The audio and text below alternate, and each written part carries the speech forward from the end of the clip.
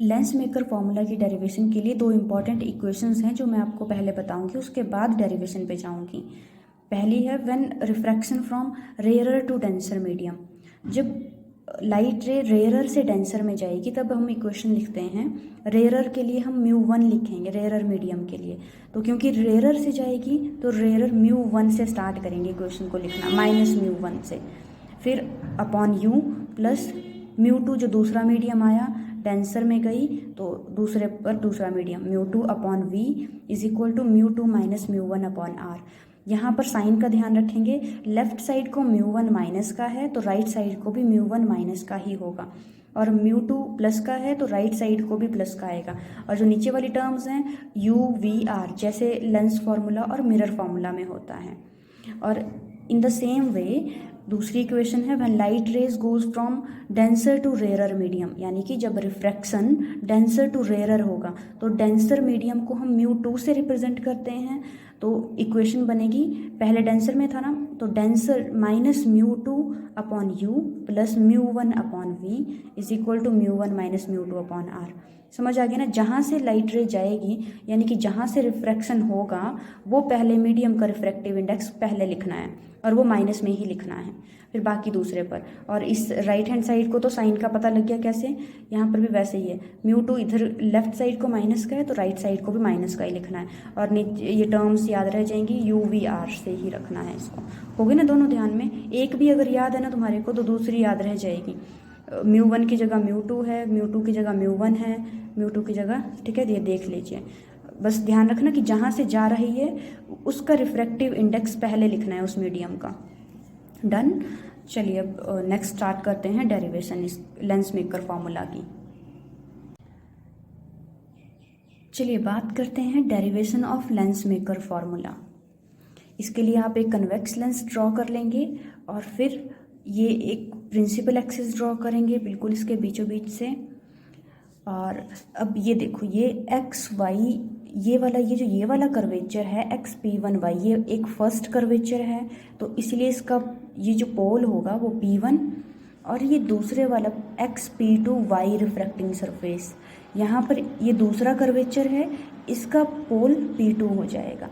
जो first curvature है P1, इसका सेंटर इधर को होगा कहीं ना कहीं, तो इसका सेंटर हम इधर को बनाएंगे C1, ठीक है। और ये जो दूसरा कर्वेचर है P2, इसका सेंटर हम इस तरफ को बनाएंगे, क्योंकि इसका जब सर्कल बनेगा एक तो सेंटर इसी तरफ को आएगा।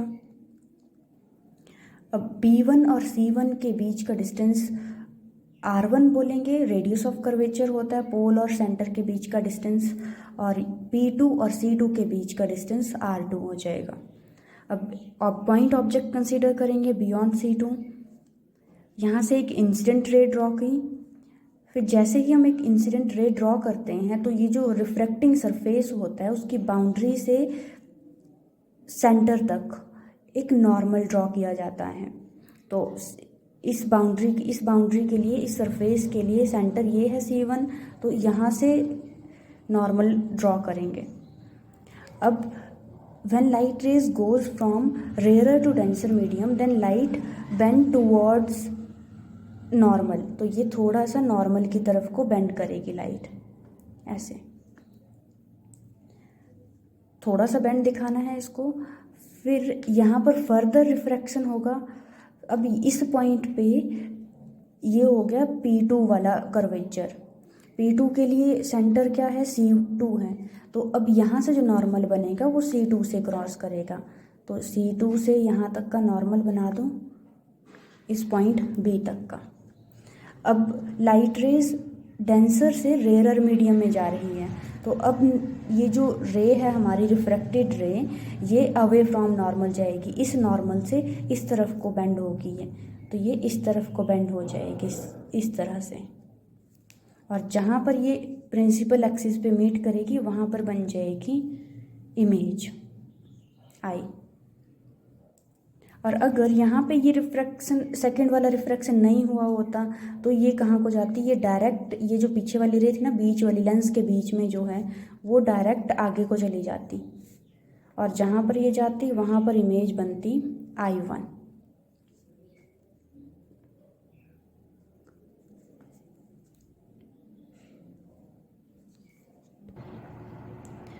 अब ये C1 और C2 क्या है, सेंटर ऑफ कर्वेचर्स, ये हम लिख देंगे R1 R2 radii of curvatures respectively.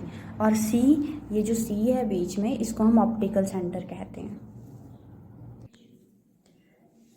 एक चीज़ पर ध्यान दीजिए, जब रिफ्रैक्शन XP1Y इस सरफेस पे हुआ, पॉइंट A पर हुआ जब रिफ्रैक्शन, तो उस टाइम पे ऑब्जेक्ट O था, तो ऑब्जेक्ट डिस्टेंस क्या बनेगा, U बनेगा, O से लेके O, C से लेके O तक।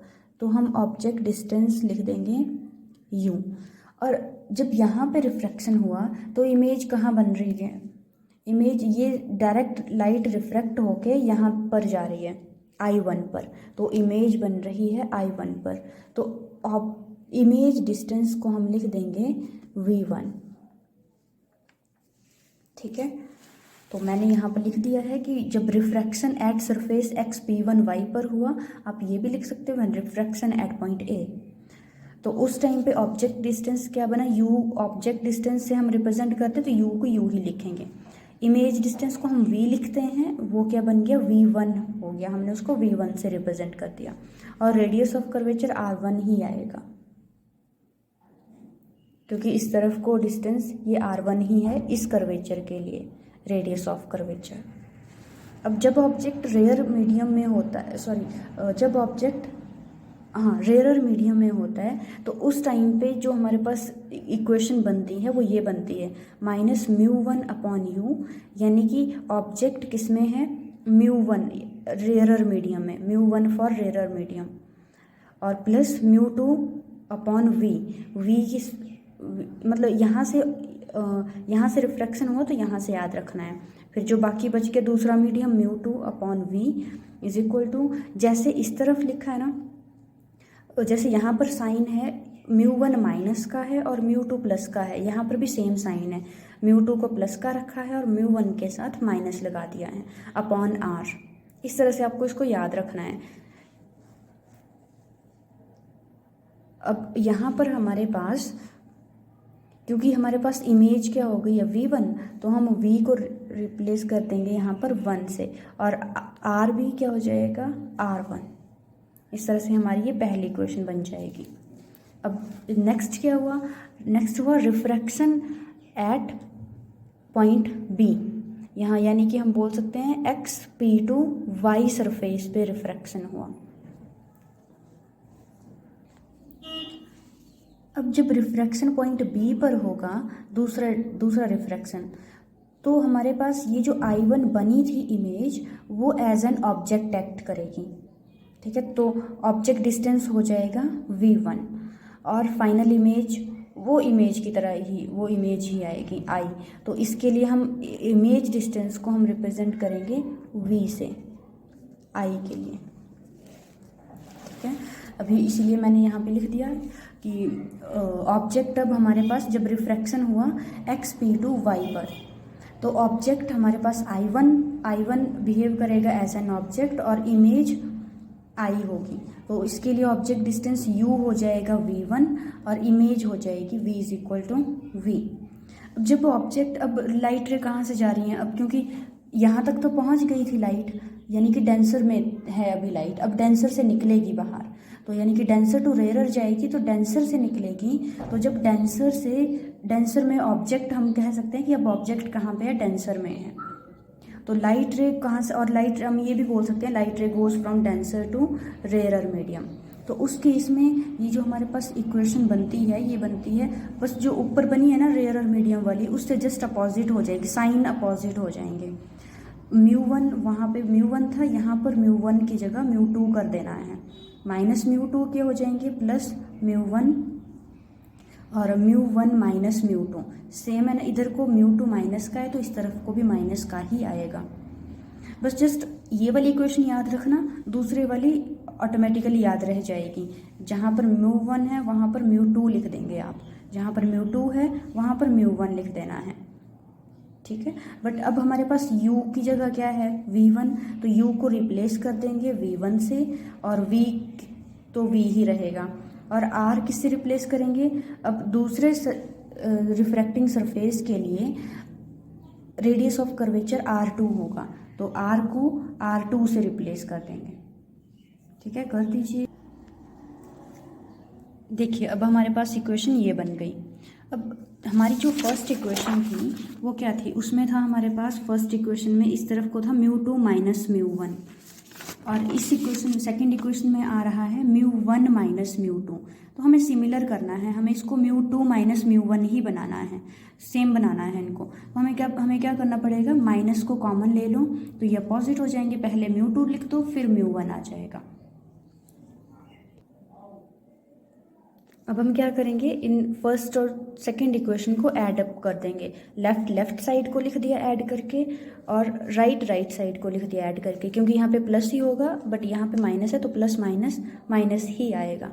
अब यहाँ से v1 ये सिमिलर टर्म्स हैं, ये कट हो जाएंगी, हमारे पास बचेगा minus μ1 upon u plus μ1 upon v।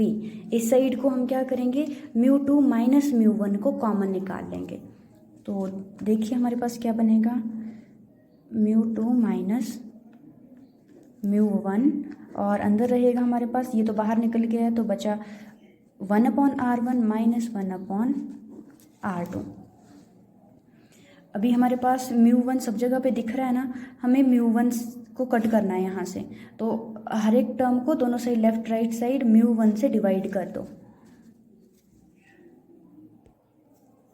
देखिए अब μ1 से डिवाइड करने के बाद इक्वेशन क्या बन गई, μ1 कट हो गया, 1/u plus 1/v is equal to, यहाँ पर भी μ1 से डिवाइड कर दिया है, यहाँ नहीं होगा डिवाइड क्योंकि ये हमने कॉमन निकाला हुआ है।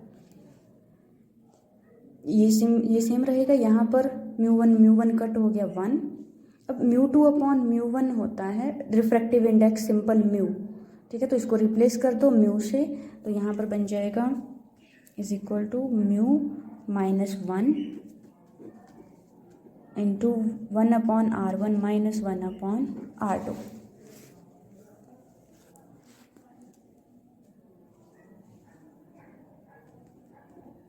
लेफ्ट हैंड साइड सिमिलर रहेगी। नाउ एक केस ले लो सिंपल सा, if u is equal to infinity, अगर u इन्फिनिटी पे होता है, चलो इन्फिनिटी पे कर दो, माइनस इन्फिनिटी एक ही बात है, और v जब भी ऑब्जेक्ट इन्फिनिटी पे होता है तो इमेज हमेशा फोकस पे बनती है, तो v f हो जाएगा, f के बराबर। ये अब इक्वेशन में पुट करो ये वैल्यूज, तो ये बन जाएगा 1/∞ plus 1/f is equal to, right hand side similar रहेगी,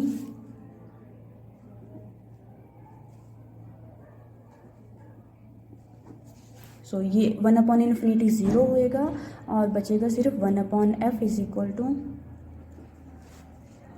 mu minus 1/r1 minus 1/r2 which is lens maker formula. ठीक है, अब हमारे पास एक ऊपर आई थी हमारे पास ये इक्वेशन, इसको कर दो 3, इसको नाम दे दो 3 और इसको नाम दे दो 4। अब इन दोनों इक्वेशंस को कंपेयर करो, तीसरी और चौथी को, इनके राइट हैंड साइड इक्वल हैं तो हम लेफ्ट हैंड साइड को इक्वल करके लिख सकते हैं। कंपेयरिंग 3 एंड 4 हमारे पास क्या जाएगा, minus 1/u plus 1/v is equal to 1/f। और ये कौन सी इक्वेशन है, ये है लेंस फॉर्मूला। और ये जो ऊपर इक्वेशन नंबर 4 बनी है इसको हम बोलेंगे लेंस मेकर फॉर्मूला। तो एक ही एक्सप्रेशन से हमने ये दोनों ड्राइव कर लिए। आई होप आपको समझ आया होगा, इजी है ये।